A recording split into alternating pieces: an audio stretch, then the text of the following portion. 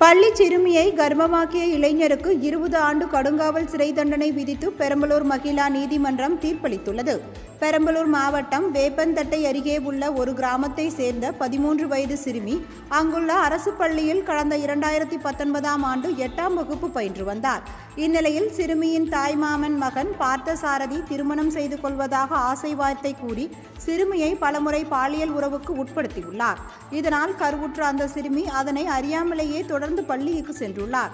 இந்நிலையில் கடந்த 2019ஆம் ஆண்டு நவம்பர் மாதம் 9ஆம் தேதி பள்ளியில் மயக்கம் போட்டு விழுந்த சிறுமியை ஆசிரியர்கள் நெய்க்குப்பை அரசு ஆரம்ப சுகாதார நிலையத்திற்கு அழைத்து சென்று பரிசோதித்த போது அவர் கர்ப்பமாக இருப்பது தெரியவந்தது.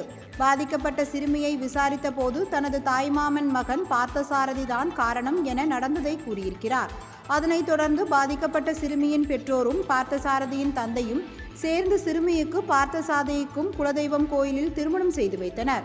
இது குறித்து தகவல் அறிந்த பெரம்பலூர் மாவட்ட குழந்தைகள் பாதுகாப்பு அலகின் சட்டம் சார்ந்த நன்னடத்தை அலுவலர் கோபிநாத் அளித்த புகாரின் பேரில் மங்களமேடு அனைத்து மகளிர் காவல் நிலைய போலீசார் வழக்கு பதிவு செய்து பார்த்தசாரதியை கைது செய்தனர்.